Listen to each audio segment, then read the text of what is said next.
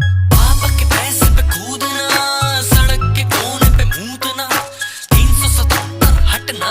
या जैसे कलाल की घटना,